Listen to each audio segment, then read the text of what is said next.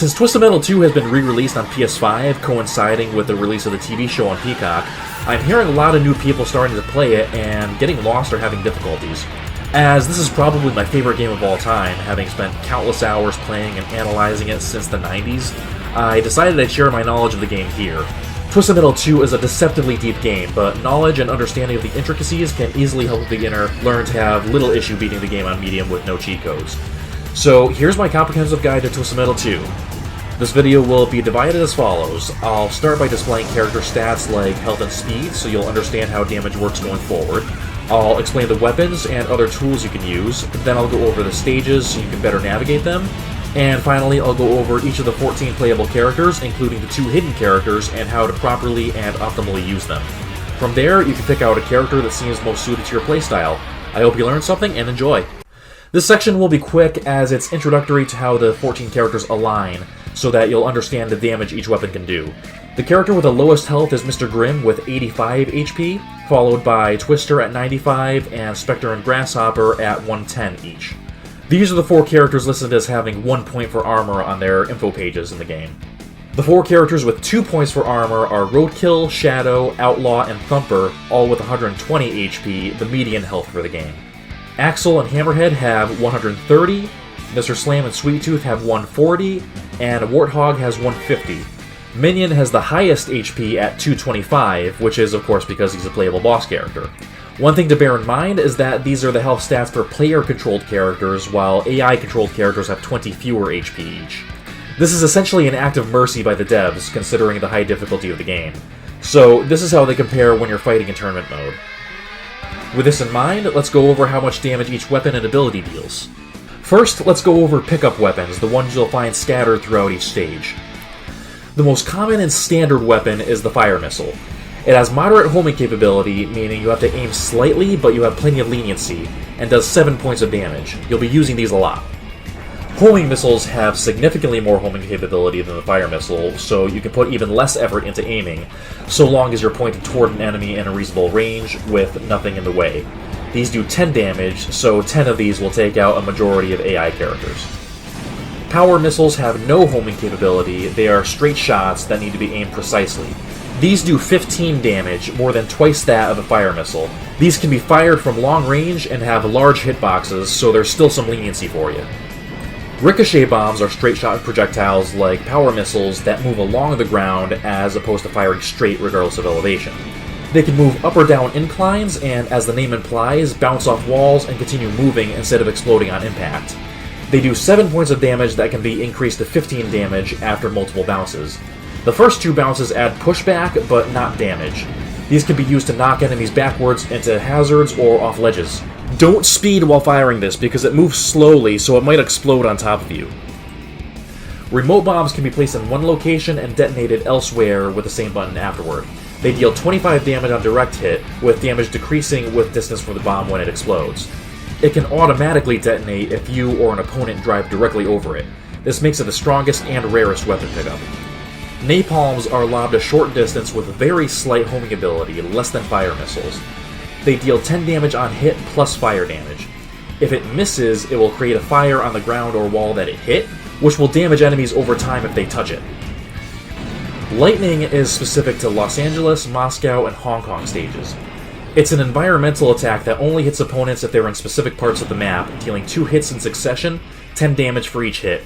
The second hit can be shielded. Next, we'll go over your energy abilities, which use portions of your energy meter, which regenerates over time at 2% per second. The button commands are shown here, but it's important to understand the technique to this. I've heard people say that the commands don't work, or that the system is flat out broken. That's not true, there's just a rhythm to it that you need to get used to.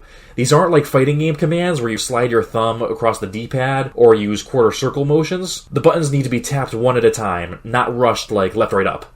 You have to lift your thumb from the D-pad before pressing the next button, like left, right, up, or up, up, left. You don't need to go too slow, just use consistent timing. Got it? Cool. Let's discuss the abilities themselves. Freeze missiles are fired with left, right, up. They have the same homing ability as fire missiles and the same damage, 7 points.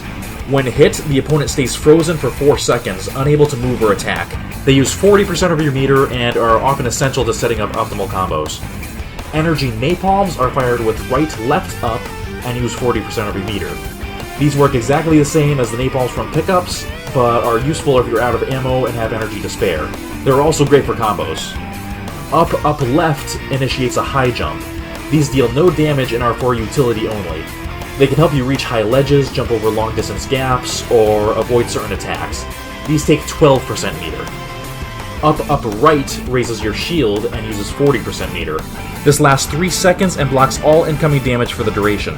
You can use this to block later hits from lightning attacks and Outlaw and Mr. Slam special after taking the first hit, but will not work during Twister special unless you're on the ground. It's also a good idea to use it if you're low on health and hear the sound effect of an incoming homing special like Spectre, Warthog, or Grasshopper.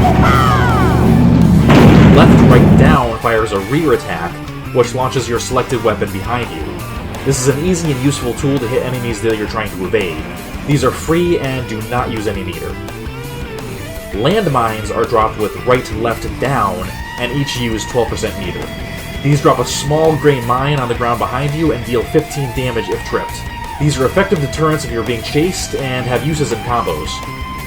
Right, down, left, up performs invisibility, which lasts 4 seconds and uses 40% meter. It prevents human opponents from seeing you, but does not stop AI attacks, so it's pretty useless in tournament mode. Lastly, up, down, up, R2 fires a minion special regardless of the character you're using. It works the same as Minion's character-specific attack, but takes up 90% of your energy meter. It's 37 damage, but I'll explain how it works later. It's mostly useful if you need a finishing move on your last opponent and have full meter. One more note, you can perform a rear freeze missile or a rear energy napalm by inputting left, right, up, or left, right, down, right, left, up, in close succession, respectively. These might end up rear firing your selected weapon first, so it's only recommended if you're out of ammo. Finally, here are some miscellaneous damagers. Machine guns, which every character could fire with R2, deal randomized damage between 2.9 and 3.6 damage per second. This is to say that bullets do not guarantee damage. Holding the R2 button simply plays the firing animation for however long the button is held, and whichever bullets make contact deal 1 damage each. Fire damage from napalm, thumper specials, or certain stage hazards deal 4 to 6 damage per second, which is, again, partly randomized. Driving through water or using turbo to put out the flame will prevent damage, but you'll lose 5 points of turbo instantly if you use it. Lava damage in Amazonia is roughly 2.7 damage per second. Lava can kill you if it deals the final blow. Last damager to talk about is ramming, which is a bit complicated. There are a lot of variables that affect ramming damage, so without accessing source code and matchup charts, it's impossible to know exactly. But here are some variables that I've noticed. Characters with higher armor deal more ramming damage to those with lower base HP. Mr. Grimm takes the most damage from rams and deals the least damage, while Minion takes the least damage and deals the most, save for Axel. Nudging the opponent at minimum speed deals 0 or low damage, while faster rams or turbo ramming increases damage. Most low-speed rams deal 3 damage or less. Characters take more damage at different angles. For example, certain characters are most vulnerable on the driver's side door. Damage increases accordingly. Ramming is most important for higher armor characters.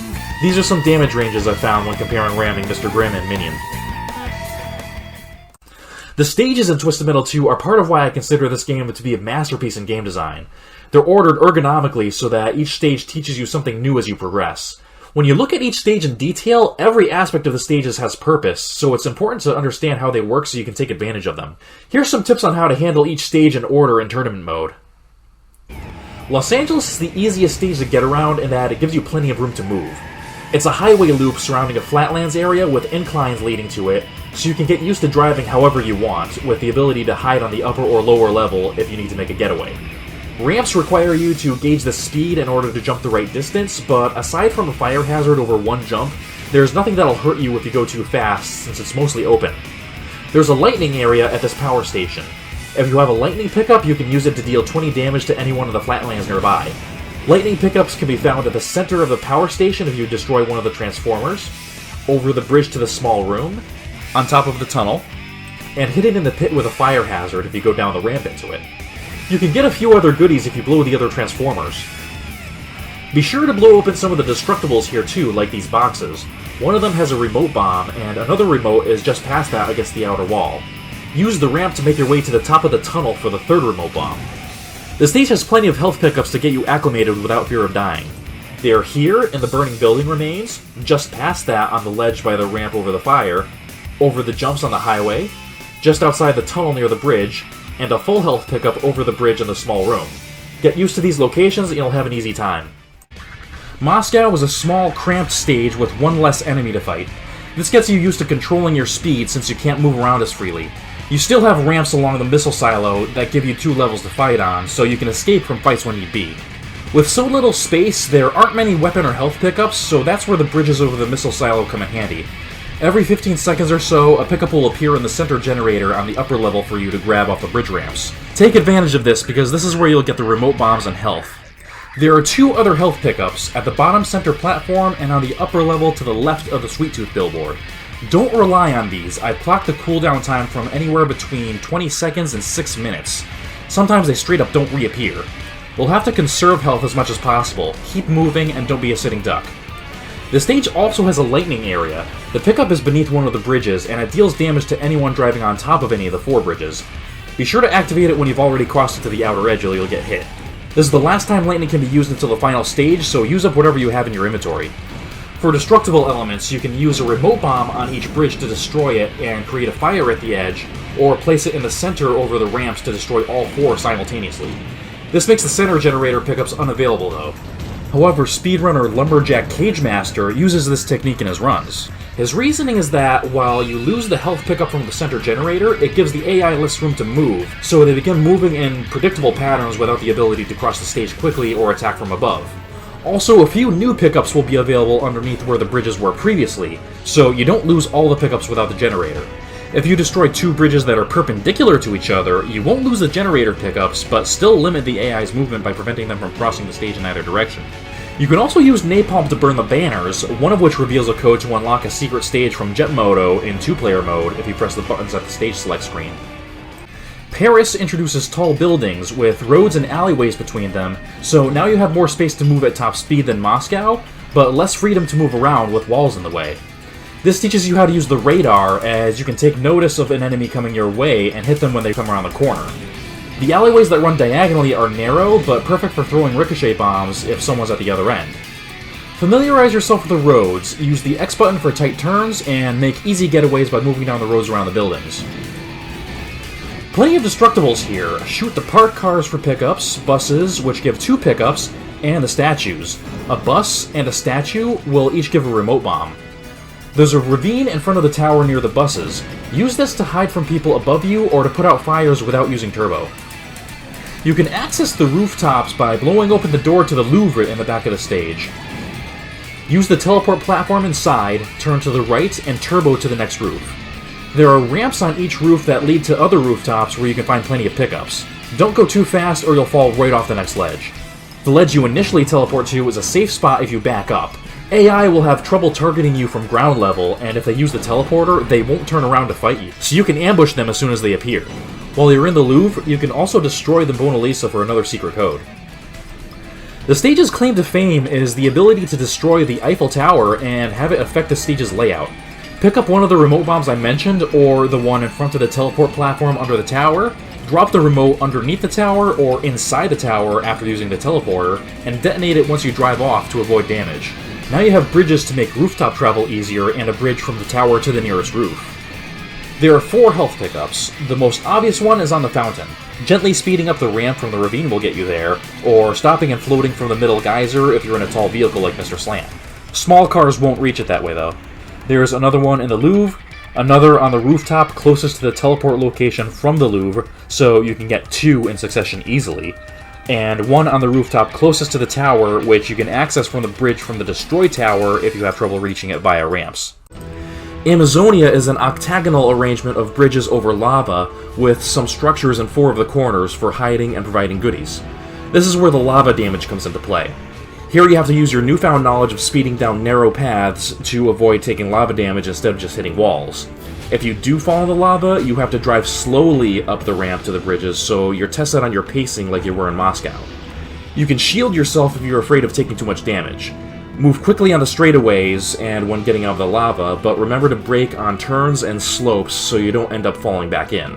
The sloped edges of the bridges are safe to drive on and make for useful hiding spots to avoid enemy attacks.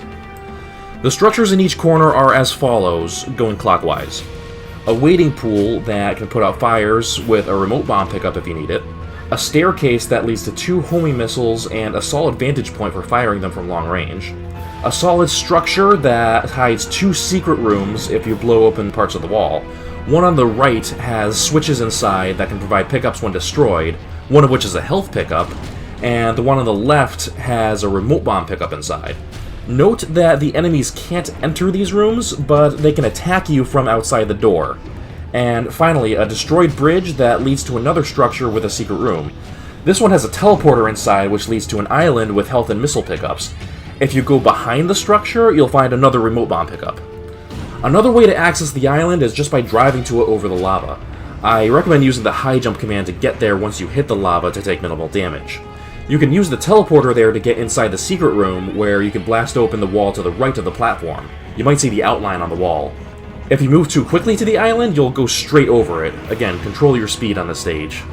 In the center of the octagon, there's a thin bridge that crosses the lava from the waiting pool to the first secret room, with health in the middle. Use this as a shortcut or as a getaway tool. If you destroy one of the large statues near the staircase or the destroyed bridge, you'll open up an underground tunnel with more pickups. It takes a lot of damage to destroy it, so be patient or use fire missiles if you don't have time. Enemies can enter the tunnel with you, but this is a perfect opportunity to use a ricochet bomb on them. Speaking of ricochets, use them to knock opponents into the lava or to just keep them there longer. It's unlikely to kill, but it's an easy way to give a little more damage. If you get knocked into the lava in the center, you can find some pickups on the way back to safety, including the last remote bomb. Go for it if you can. This stage is a perfect place to drop some landmines, since enemies don't have much room to avoid them on the walkways. Keep this in mind if you have some energy to spare. To recap, the health pickups are on the island, on the center bridge, in the secret room on the right across from the center bridge after blowing the switch on the right, and the full health is in the underground tunnel. I can't talk about Amazonia without also discussing the mid-boss fight with Minion. I'm sure a lot of people have trouble against him, but I'm here to say, don't be afraid, he's nothing more than a normal AI with high HP and a good special weapon. In fact, he's quite a dumb AI. He almost always stays on the flat walkways, so he'll blindly walk over any mines and remote bombs you lay there for a direct hit, so long as you're within range where he'll chase you. If you're in close range, hug the slopes on the bridges. His special has a lower chance of hitting you at that angle, and sometimes he'll even pass right by you. You can avoid a lot of damage by staying below him. You can use long-range weapons like fire and homing missiles to poke him from afar. Remember the staircase? That's a good spot because he has trouble aiming up there. Bear in mind, they won't damage him from too far away. He has to be about half the radar's distance from the center. If he's on a bridge at an angle where his special won't home on you, that's a good opportunity.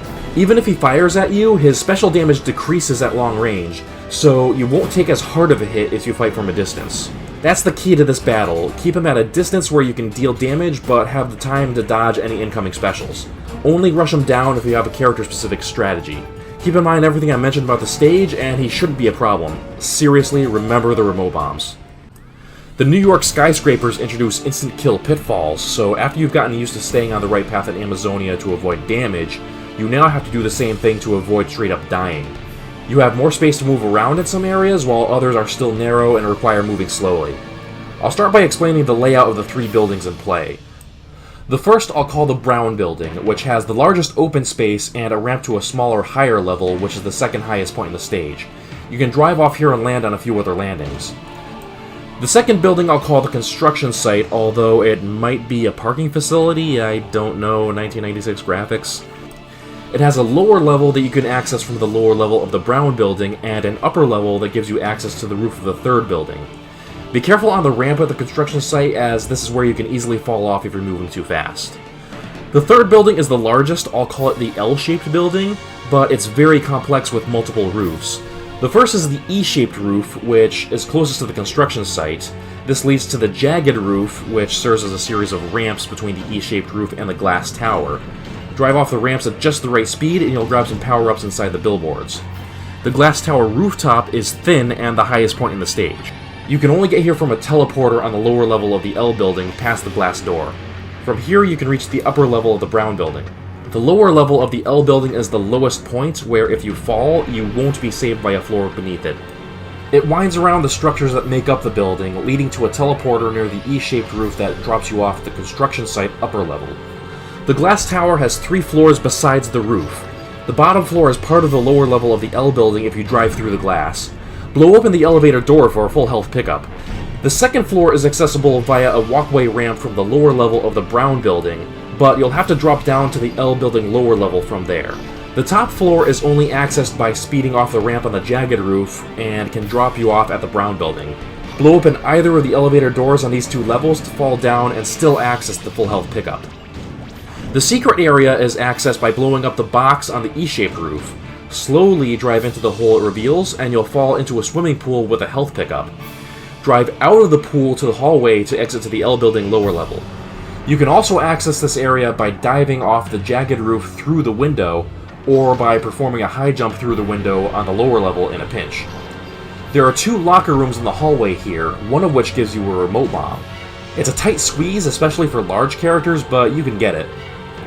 By the way, that box that you destroy has a power missile pickup on top, which is accessible by high jumping on top of it, and then high jumping again, even if the box is already destroyed. The surface will be invisible that way. Ricochet bombs are extra useful here for pushing opponents off the cliffs. Grab one from under the brown building ramp, the inside edge of the construction site upper level, the underside of the jagged roof, or the outer corner of the E-shaped roof. Approach slowly so you don't fall. If you're afraid of falling, rack these up and turn the tables on the opponents by pushing them off the cliff for easy kills, worth doubly if they have lots of health left. The lower level of the construction site near the ramp is a solid spot to try this, as AI opponents are likely to chase you down the ramp right in front of the danger zone. Again, the health pickups are located off one of the ramps above the jagged roof, in the swimming pool, and the full health is at the bottom of the elevator shaft. One more thing. You can find the code to unlock Sweet Tooth by falling to death between the construction site and the E-shaped roof. Press the buttons at the character select screen to unlock him. Antarctica keeps the lethal pitfalls from New York by placing you on an iceberg. No jumps between buildings, but you can fall off the outer edges. The gimmick here is that the stage continuously shrinks over time as blocks of ice fall into the ocean. If you're on an ice block when it starts to shake, you have 8 seconds to move inward before it falls, taking you with it. Some blocks shake as soon as you set foot on it, so if you're after a power-up on one of those blocks, get in and get out as fast as you can. One of them is hiding a remote bomb, so it might be worth it. Over time, you'll be fighting on less ground and need to adapt to working with fewer resources and less room to speed. Survive long enough and you'll be fighting on one central block. Good luck with that on challenge mode if you start a new match with 7 opponents that way. That said, if you do last long enough for most of the ice to fall away, you might not even need to fight as much. You might just hear your opponent's death screams in the distance from them falling. This way, playing passively and avoiding fights just to survive is a valid strategy for the stage. The stage is brimming with other strategies, though. If you spot an opponent on a shaking block, hit them with a freeze missile that will stall them for half the time it takes for the block to fall, so you'll most likely get a kill from it. Take note of ricochet bombs. You'll find 3 pickups in the ravine, plus 1 on the central overpass structure. These are useful in the ravine, but more so for knocking opponents off the edge like in New York. Near the overpass, you'll find a teleport pad that leads to an island you can't otherwise access. Here you'll find some weapons, including a remote bomb and a ricochet pickup if you destroy the tower. The island is too far away to be targeted by homing weapons from the iceberg, so here you're safe to wait and ambush an opponent that uses the teleporter. 2 ricochets are conveniently sufficient to take care of an opponent as they appear. As mentioned, there are remote bombs on the island and an outer ice block. There's one more on the overpass, and another that's easily missed on the ledge at the end of the ravine. You'll have to use the jump command and maybe turbo to reach it, but be careful not to move too fast as it's easy to fall. There are 4 health pickups. 1 on the overpass, the only one that's accessible if all the other blocks fall. 1 near the ravine's edge, and 2 that require a jump to access. 1 is over the shipwreck ramp. Gauge your speed very carefully, not too fast, not too slow, and if you grab the health, you can turn in time to grab either a napalm or a power missile pickup on the way down as well. If you manage to land on the ship and stop, you have a nifty hiding space that makes it difficult for the AI to hit you. The full health pickup is at the opposite end of the ravine, requiring you to turbo over the incline and through the hole in the wall. Angle yourself properly so that the pillar blocks you from the edge, and gauge your speed again as it's a narrow fit. Holland is nothing but an open field with 2 windmills. That's it. And thus we have one of the most challenging stages in the game, as the new challenge is that we have the most crowded stage with a whopping 9 opponents in an open stage with almost nowhere to hide. As such, there's little strategy here outside of staying in constant movement. As you can see, there are so many enemies that it's hard to avoid taking damage, so make sure you're not a sitting duck. You'll likely need to adapt a drive-by playstyle even if it doesn't fit your character, so you can move quickly while firing and landing as many weapons as you can. By now, hopefully you've practiced aiming and know how to optimize each weapon properly. I recommend heading straight to the high grass when you start the stage, and grabbing as many power-ups as you can, including the only turbo pickup in the level near the rightmost windmill. This way, you'll have sufficient lines of defense before the landscape becomes barren and devoid of pickups as time goes on. You can use the windmills as methods of escape.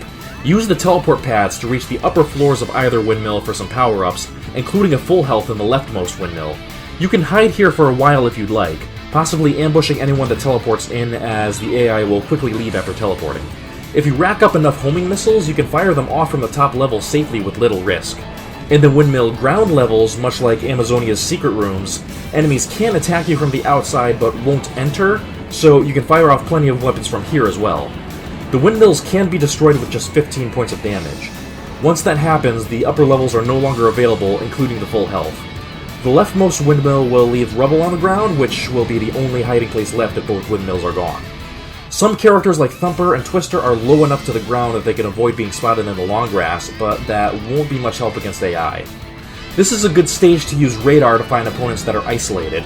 Chasing them and attacking them will reduce the risk of being caught in a chaotic battle with multiple opponents in crossfire. Using this method continuously will help you pick off individual enemies one by one. There are destructible hay bales strewn about the stage. 2 of them are hiding health pickups, one closest to the right windmill and one at the back left corner. Other pickups are near the right windmill, behind the left windmill, and the full health again on the upper level of the left windmill. Remote bombs can be found just outside the left mill and inside its lower level. The last stage, Hong Kong, is a huge battleground and an amalgamation of all the challenges you've faced so far as a final test. It has open areas, flatlands, and inclines like LA, a 2-tier temple that's cramped like Moscow, an array of side streets like Paris, tunnels and ramps that lead to danger like Amazonia by throwing you into an instant kill pitfall if you go too fast like in New York or Antarctica, and a large number of enemies like Holland. For simplicity's sake, I'll refer to the side of the map with the docks as the south side so I can explain locations more easily. Since most of the stage is in grid form like in Paris, you can use radar to spot and attack enemies around corners. Parked cars are destructible and hide power-ups. The ones on the easternmost street give a remote bomb and a health pickup. Along the outer intersections, you'll find entrances to the subway tunnels. Entering will give you an escape route when needed, and a path with plenty of pickups, including health. There are trains moving here which deal ramming damage if you hit them head-on. They're destructible if you find it necessary, but they will regenerate. AI enemies can enter the tunnels as well, but ricochets are effective against them. If you high jump on top of a train and ride it, eventually you will receive more specials in your inventory as a bonus, which will even go above your character's maximum special limit temporarily, and you'll find a secret code as the 2 trains pass each other for the Twisted Metal 1 rooftop level in Versus mode. In the north center, you'll find the walled-off temple area, accessible by 3 doors on the sides with ramps. Inside is the aforementioned mini Moscow stage, with a teleporter at the center that transports you directly above. Turboing off the ledge can get you to the outer rim to grab a full health pickup and some other weapons. The temple area is also where the final lightning pickup can be used. You'll find the pickups on 2 of the ramps inside the walls. The health pickups are on the south side near the dock, on the west edge of the southernmost street, on the east edge of the middle street, in a destructible car on the eastern street, on the subway tracks in the southeast, and the full health in the top floor of the temple, so there's plenty of opportunities to help yourself. Grab the one near the docks as soon as you can, because AI enemies tend to grab it by accident, and it has a very long regeneration time. The remote bombs are at the edge of the middle dock in the south, at the edge of a northeast side street, and in another destructible car on the eastern street closer to the docks. Now some advice for facing Darktooth, the boss so massive in size that he can be spotted from across the map. This is where you put all of your knowledge of the game to use. He has 310 HP and 3 specials. Sweet Tooth special that does less damage and serves as his machine gun, giant ricochet bombs, and his head which fires off at you before returning. The latter has limited range, so you can avoid taking hits if you remain far enough away.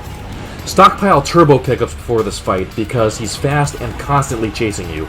You can make getaways more easily if you speed around corners and force him to search for you. Use mines or remote bombs in the center of the roads if he chases you through the streets. He's large enough that even if he hugs the sides of the building, he's still likely to trip them and take damage. Napalms are particularly effective against him because you don't need to gauge the distance. He's tall enough that they'll just hit him from ground level. Use freeze missiles as much as you can and shield when appropriate. If your vehicle can fit underneath him, feel free to use a shield and remote bomb while you're touching him. If you need a hiding space, the subway tunnels are a good spot. He has a hard time fitting inside, so you might be able to fire off a barrage of weapons while he lurks just outside the entrance, struggling to move toward you. Bear in mind that he can fit inside, it's just difficult for him, and he can still throw ricochets through the tunnels if he manages to line up properly. He can follow you inside the temple area, but cannot use the teleporter to reach the upper level. This is a decent vantage point to fight him from, but he can still fight back if he finds the right angle. Once you defeat him, you have to fight his second phase, where his cab is gone and he's now just a floating head. He has the same specials and is harder to hit now that he's smaller and spins around while moving. My main advice here is just don't panic, because he only has 110 HP, which is only as much as a Hammerhead or Axel AI. He appears to be hovering, but he's not. He will trip landmines. He's only one enemy, so if you can defeat his first phase, you'll have no problem making short work of his second phase. Just use the same strategies you've been using, especially freezes, and lay as much damage into him as you can, and you'll have won the game.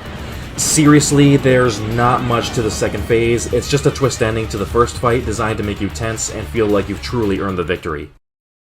Before I talk about the characters, I'd like to take a moment to promote an indie game that's currently in early development called Wreckage.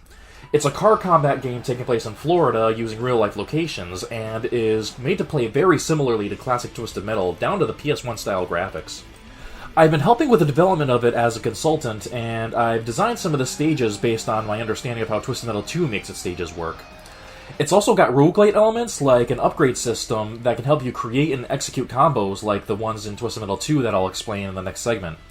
David Jaffe himself, the creator of Twisted Metal 1, 2, and Black, has promoted this game on his livestream, saying that out of all the games that have tried to mimic Twisted Metal, Wreckage comes closest. If you're interested, please add it to your wishlist on Steam, and maybe send the developers a message to try the alpha build. Now we get into the meat of the video, and likely what most of you came here for. I'll explain each character in order of appropriateness for beginners, ordered from what I personally believe to be the most appropriate for beginners, though not necessarily easiest, you'll see why, to most challenging. In addition to simple stats, I'll be explaining some strategies, mechanics, and combos to help optimize each character. I'll start each character's segment by listing some abilities that are worth knowing for them, and some terms to describe their playstyles to help you decide which character fits you best. Here are the definitions of terms I'll list for each character, just to make it as clear as possible. Alright, with that said, here we go, starting with the character I believe is best for beginners to start with. Warthog has the highest health in the game outside of Minion. His speed is slow but manageable, so beginners won't lose control as easily as if they were using a fast character, and his special is nothing more than a powerful homing missile barrage, which anyone can use with ease. Its max damage is 18 points, 6 per missile. They home well, so you don't need to worry much about accuracy. His high armor already makes it so that he can take a hit without worrying too much, which is useful if you're bad at avoiding damage. But his homing ability means he can fight from a relatively long distance, which means he doesn't need to get up close to fight, and can avoid getting caught in damaging battles, so he's even harder for AI to kill. His armor is so high you can practically play him any way you want. His ramming power is above average, so you can play close range if you feel like it. You can use a drive-by playstyle for similar, safer results. The easiest way is to simply wander around the stage and fight from afar, but remember that his special decreases to 1/3 damage, 2 points per missile, if you fire it from more than 1/3 of the radar's length from the center, or half a city block in Hong Kong. Acclimate yourself to the distance and you should be good to go. Spectre is the second fastest character in the game, which gives him good ability to dodge incoming attacks and escape from dangerous fights. This is useful to him as his health is slightly below the median. He shouldn't be getting into fights very often because his special gives him a unique playstyle that's easy to use as more of a poking strategy. His Ghost Missile special is a long-range homing missile that moves through floors and walls, homing in on an opponent within radar distance, which is about 1.5 blocks in Hong Kong. If the enemy is within that range, it's extremely difficult, though not impossible, to escape from the Ghost Missile even if they're hiding. This makes his fight against Darktooth easy to play cheaply, running away from him and firing at him when he can't hit you. Just remember that it has to be pointed in the enemy's direction or it'll just fire straight forward. The best way to play is to simply roam around the map freely, firing pickup weapons from long range and firing specials as soon as you have someone on radar in front of you, even if they're not visible to you. Spectre is hard to target and even harder to chase, so you'll have an easy time avoiding damage if you just keep moving and only fighting from afar. That being said, the Ghost Missile has the lowest maximum damage of all the specials in the game, and has a cooldown of 35 seconds, so with Spectre you're playing the long game. Playing passively works well for him in that it helps him survive and outplay his opponents, but in speedruns you'll have to put a lot more focus on pickup weapons and play riskier by getting into fights. Axel handles very similarly to Warthog in terms of speed and handling, but is a small step up in difficulty of use because he has 20 fewer HP, is bulky and harder to maneuver, and needs to get close to opponents to deal damage. That said, there are traits to this character that make him top tier, and the best character to use for speedruns, which also make the work easier for you as a player. Where other characters' base ram damage is 3 or lower, Axel's base damage is 15 at low speed, as much as a power missile, and can increase to up to 45 at high speeds depending on the opponent. This means that even without weapons in your inventory, you still have one of the most powerful abilities in the game at your disposal. Even just nudging an opponent a few times can do serious damage. You can even nudge someone to death with ease. This should be the focus of how you play Axel. Search for a character and rush them down with rams. Feel free to use Turbo to get in on an opponent when necessary. His special weapon deals 15 damage from close range, which isn't much on its own, but it's an AoE move, or area of effect, that deals the same 15 damage to everyone caught in the shockwave's range. This means you should focus less on isolated opponents to chase down, and more on seeking groups that you can catch. On top of that, the special knocks the opponent upwards, making it easy to use a special again when they land on the ground nearby, or in the same spot if they were stopped when the first special hit. If you rack up several specials, you can spam all of them in one burst that you can combine with rams. To sum it up, the general strategy to use with Axel is to find an opponent, preferably in a group if you have specials in your inventory, ram them at full speed, and activate your special immediately after the ram makes contact, and if you have more specials in your inventory, activate it again when they hit the ground, and then ram one of the opponents again. Repeat this process for as many specials you have in your inventory and want to use.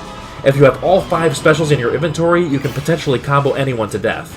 Combos are typically high execution gameplay, but not so much with Axel, as it's mostly easy spamming and button mashing.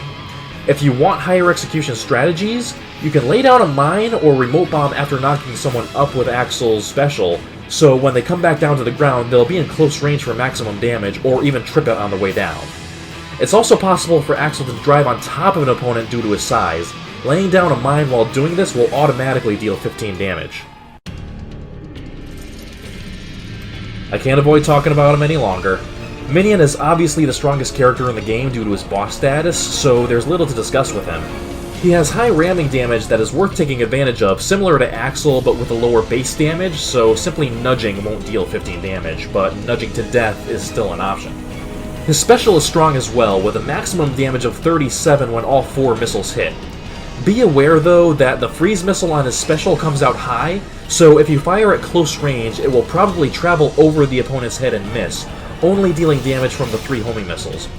Your best bet is to fire it from a distance, but not too long, as much like Warthog, the homing missiles will decrease to 2 damage each when they travel 1/3 of the radar's length from the center, so you'll want to gauge the distance to be slightly closer than that, hence why he's a spacing character that requires a little more thought to optimize. Although his special cooldown is tied for the shortest in the game at 18 seconds, it may not be wise to spam it unless doing so will quickly end the match. Since it freezes the opponent, it's probably more worthwhile to use that opportunity to use a different attack while they're frozen, like a ram or a remote bomb. Getting used to quickly changing your weapon will help you a lot here. You can save the next special for when the opponent thaws or when you want to engage a fight with another opponent that you can freeze while they're on the move. This way you don't end up hopelessly chasing down an opponent if you wasted all your specials on one person. A couple more quirks about him. One is that his machine gun also fires bullets behind him, so you can use that as an option if you're being chased. Another thing is that he's partly immune to Mr. Slam's special, so he will only take 25 damage and be immediately let go instead of taking the maximum of 40 damage plus potential combo damage. Minion's the easiest character to win with, but I'm placing him after the first 3 in this order because it's worth getting accustomed to playing as regular characters first before jumping in, especially if you're going for a speedrun. After all, it's quite literally cheating to play as him.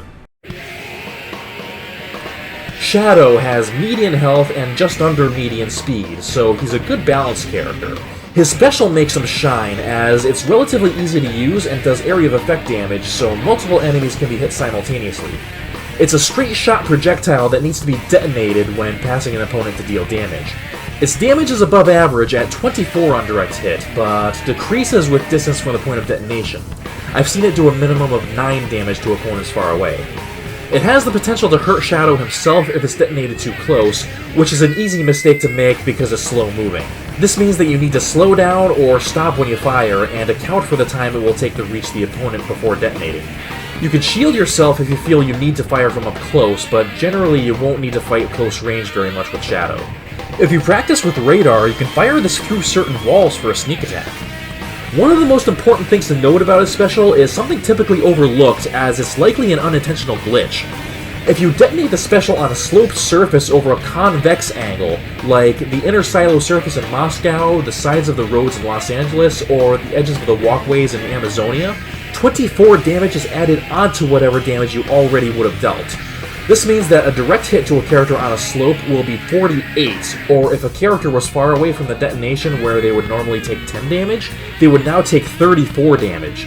This means that even if the opponent is not on the slope, it will be more damaging to detonate it on the slope, even if you have a clear opportunity for a direct hit. This may not work if you fire the special while your car is already on the slope, though, or if you're firing upwards on a concave angle.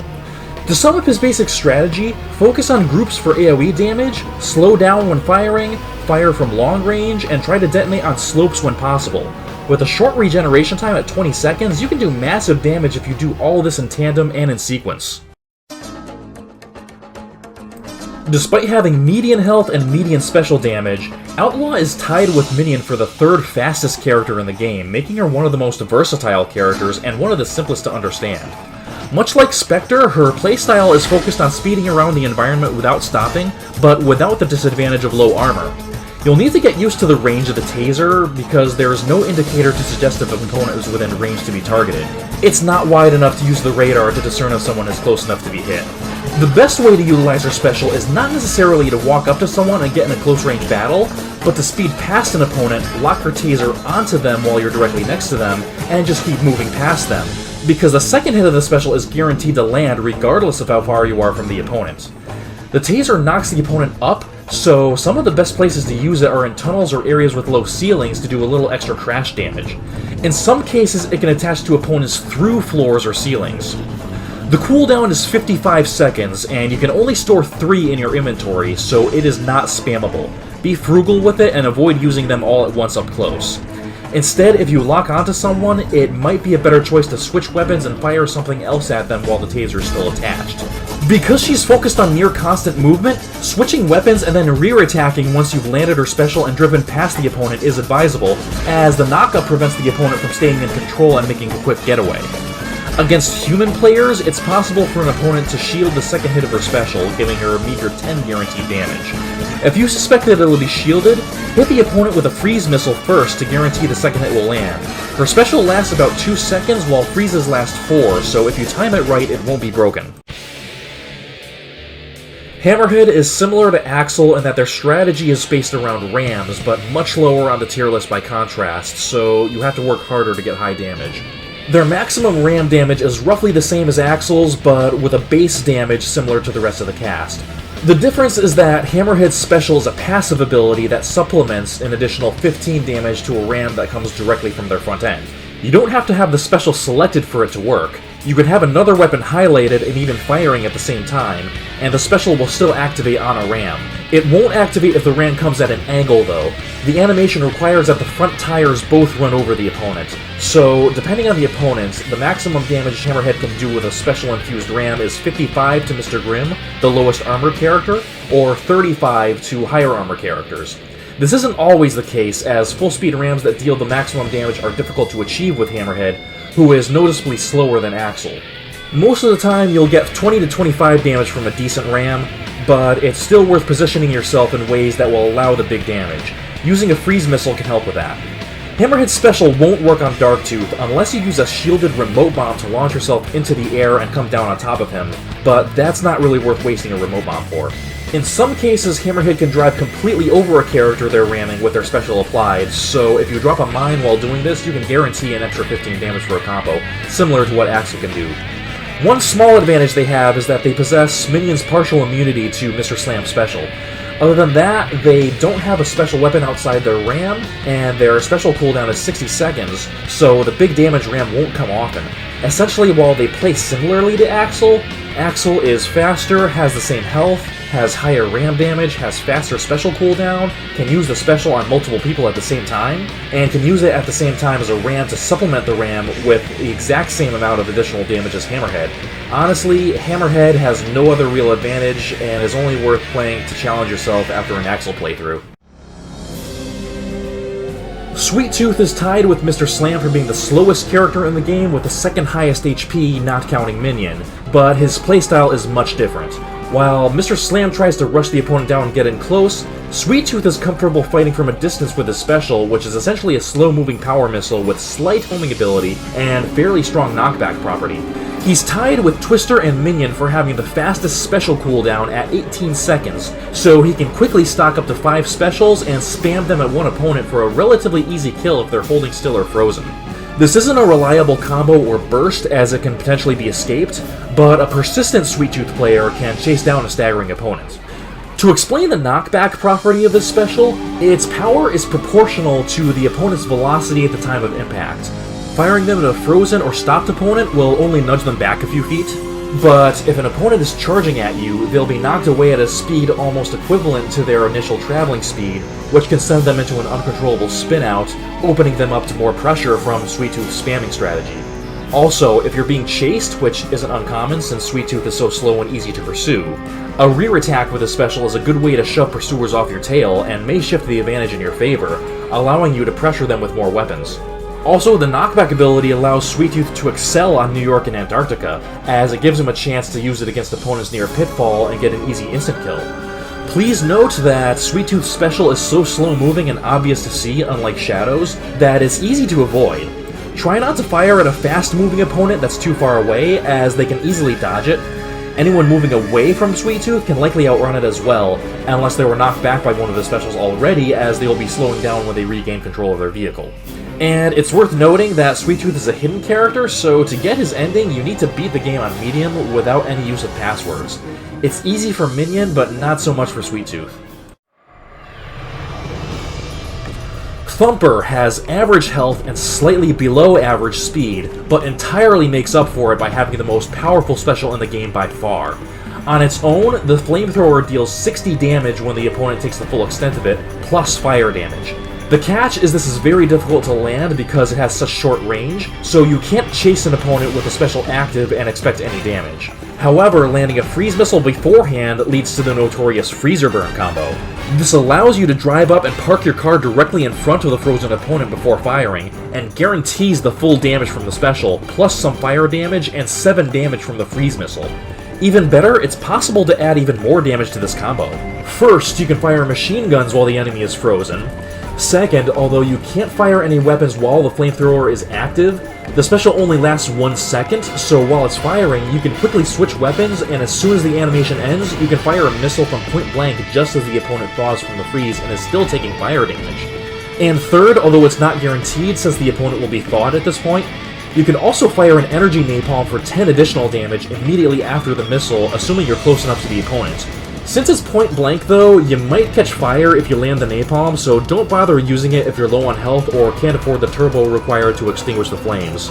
Play it right and you're looking at between 91 and 130 damage. An instant kill against stronger enemies like Hammerhead or even Warthog if it's the absolute maximum. Even without the napalm, the combo has the potential to instantly kill Mr. Grimm, even against a human depending on the missile you fire.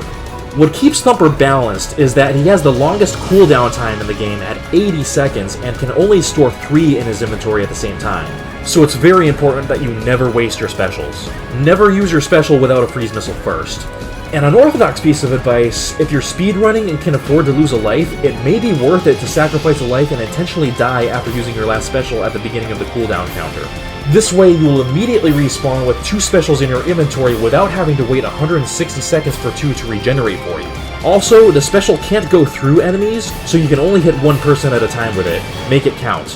One more advantage he has is that his lowrider car is so short, it can practically disappear in the grass in Holland, which is useful against humans, and I've seen Sweet Tooth specials go over his head. Mr. Slam is a crowd favorite for his close-range grab and slam special, which is satisfying to land, does high damage at 10 points per slam, which results in 2 to 4 slams per use, and can be aimed in such a way that it can toss opponents into pitfalls for instant kills. But its full potential is reached when used in combinations with other abilities for one huge burst combo. First off, Mr. Slam is the slowest character in the game, and his special has a long startup animation, so it's worth it to freeze your opponent before activating your special, as you have a high chance of missing your target, even if they're directly in front of you. Once the front loader picks up the opponent with the first hit, there are 4 things you'll want to do. First, hold down the machine gun button, as most bullets will hit the opponent as they're being slammed. Second, quickly switch your weapon to a forward-facing missile and fire at least one of them during the slam animation. Third, lay down a mine and slowly back up so that you slam your opponent down on top of it, triggering an additional 15 damage. And finally, after the opponent is tossed away, they're at the perfect range for an energy napalm to hit them. Fire one as soon as the last hit makes contact for one more potential hit. The napalm is not guaranteed to hit unless the opponent doesn't make a getaway after being tossed. Instead, it's similar to an Okizeme move in fighting games, in which the opponent is at a disadvantage and forced to make a decision on where to move, which may result in them walking into the line of fire. Regardless, the napalm is still worth using in this instance, especially against the AI. If all of these moves make contact, that is, 1 freeze, 4 slams, 1 mine, 1 napalm, and 3 seconds of machine guns, that's approximately 75 points of damage plus fire damage and whatever weapons you manage to fire during the animation, which can bring it up to at least 105 damage if you manage to fire 2 power missiles. This isn't all guaranteed like it is with Twister's burst combo, as we'll see, but it's incredibly devastating nonetheless. There is one major disadvantage to this, however. If you play against a human, the combo can be immediately shielded for almost its entirety. Even if you freeze the opponent beforehand, the freeze is broken after the first hit of the special, so only about 17 damage is guaranteed, and only the finishing napalm can do damage by the time the shield ends. AI opponents generally don't use shields, so there's nothing stopping the combo in tournament mode. A few notes, the special isn't always guaranteed to do 4 slams. Supposedly, it's random whether there will be 2, 3, or 4 hits. I've tried hitting different characters at different angles and have found no correlation, so let me know if you happen to know what dictates it. Also, his special does not work on Darktooth, and Hammerhead and Minion are partly immune to it, as I mentioned before. Instead of 4 hits at 10 damage each, they take 1 hit worth 25 damage before being tossed, so the combo won't work.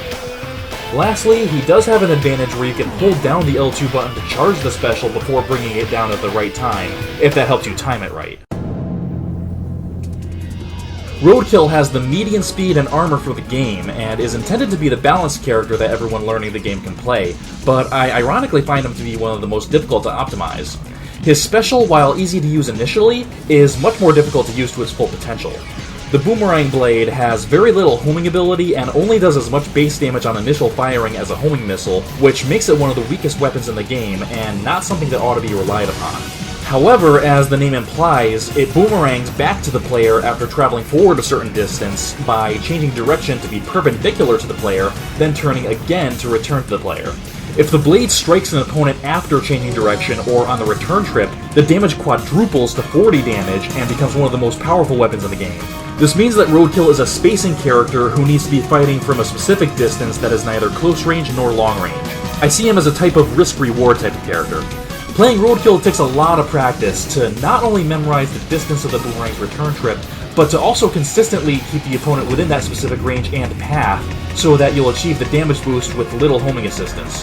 You can do this by intentionally firing past an opponent, then turning and moving forwards or backwards to position yourself to be between the blade and the opponent.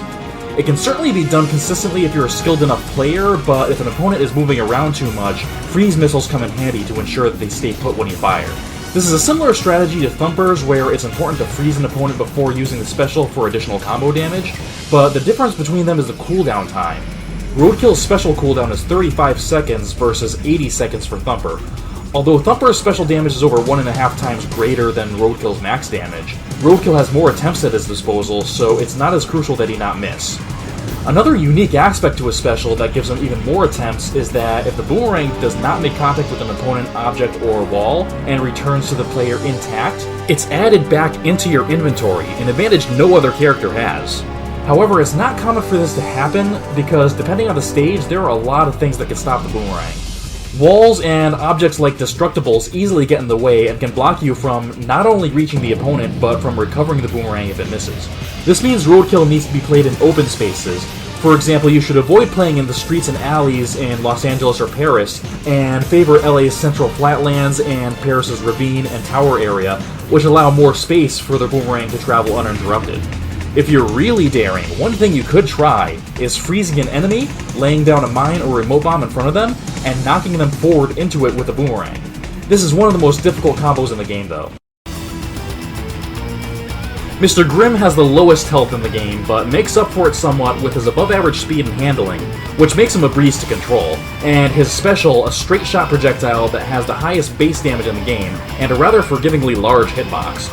At 40 damage, firing 2 in succession is enough to kill a Twister AI, and enough to devastate higher armored characters if you continue to attack them. The special has the second longest cooldown time in the game, however, so you can't rely on it, nor can you afford to miss when you fire it. If you have a clear shot for an attack, try to stay at a relatively far distance, or mid-range. Using a special is tricky because you'd have to be a crack shot to land it from long range without the assistance of a freeze missile, making him a challenging character to play on top of his low health. When in doubt, definitely use your energy for freezes before firing, because it's a tragedy to whip your precious special just because the opponent was moving a tiny bit. If you're confident that approaching your enemy won't kill you, either because they're frozen or non-threatening, it's often best to keep moving and hit them with the special up close as you drive past them, so you don't have to worry much about aiming. With his low health, your best bet for surviving when combos from a few other characters can kill you instantly is to stay in constant movement, traversing the stage and avoiding any and all fights. Always raise your shield when you get close to an enemy or a group. This is worth doing with all characters, but it's especially important for Mr. Grimm. Save your meter for this if you can. If you even hear Grasshopper or Spectre fire a special, raise a shield even if it doesn't hit. Do it while you go for a health pickup too, it'll come in clutch and save a life. His low armor also makes it so that even if you ram a character, you'll take more damage than them if they have high armor, so avoid rams in general. One more tip is that if you're speedrunning with Mr. Grimm, because the special cooldown time is so long, it might be worth it to use the same technique I mentioned with Thumper and sacrifice a life after using up your specials if you can afford to do so. This makes it so that you'll immediately respawn with 2 specials in your inventory and skip the cooldown wait time. I wouldn't do this outside easy mode though, since he's already a high-risk character. Twister is one of the hardest characters to play in that she has the second lowest health in the game and her special leaves her very vulnerable. For her special to work, she needs to be moving very slowly or at a complete stop for its duration, otherwise she'll just toss the opponent away for a meager 4 points of damage. She also has the devastating disadvantage of having her special potentially deal damage to herself, as she's prone to ram and crash damage during the tornado spin, which is especially likely if an opponent caught in her special bounces off a wall and makes contact with her, which happens frequently if you don't use the special in open spaces. Also, although the special cannot be shielded by opponents caught in it, AI are often still free to fire weapons. Most will miss as the opponents spend their time spinning and not aimed at Twister, but occasionally there is a window where a well-placed ricochet bomb can knock her away. And her special doesn't deal the full 30 damage unless the opponent's grill is facing her at the start, otherwise a few points of damage will be lost. However, even with all the disadvantages, she's the game's quintessential glass cannon, in that if she's played properly and able to survive, she can kill virtually any opponent with one inescapable, unshieldable combo, which makes her more than viable, and I think outright top tier in one-on-one matchups. Here's how the strategy works. First, use her advantage of having the highest speed in the game to travel around the stage as fast as possible to avoid getting hit by stray weapons or targeted by opponents. Don't stop, just keep moving, using drive-by attacks when necessary. Eventually you'll rack up 3 specials in your inventory and hopefully a full energy meter, which you will need. Second, find an isolated opponent that's stopped or moving slowly, or preferably a group of opponents stopped in a close-range battle, as her special can capture multiple opponents in her tornado. Approach the opponent or group using a freeze missile if they're moving. Third, activate the special and shield if you find it necessary. Shielding prevents the risk of taking ram damage or weapon damage. You can do this without the shield to save energy, but it's risky. Fourth, while you have the opponent or opponents trapped in the special, lay down a landmine and very slowly back up or inch forward so that you retain the opponent in the tornado, and they'll trip the mine and take 15 additional damage on top of the special damage. You can do this twice during the special's duration, creating a maximum combo damage of 60, which is more than half life for most AI characters. If your shield runs out during the special, activate it again if you feel it's necessary. Fifth, when the special ends, the opponents will lightly fall down to the ground next to you, still in range of your special. Immediately activate the special again, catching them in another inescapable tornado. Repeat the mine dropping process for a maximum of 60 more damage on top of what you already dealt. You can do this a third time if you have enough specials and energy, which will kill every character except Minion. Finally, if you're out of specials or energy, speed away and return to the first step of refilling your energy and specials. This won't take long because she has the fastest cooldown time in the game at 18 seconds per special. Another strategy you can use during the tornado is to plant a remote bomb and immediately detonate it at the end of the spin after you activate a shield so you don't take the damage yourself.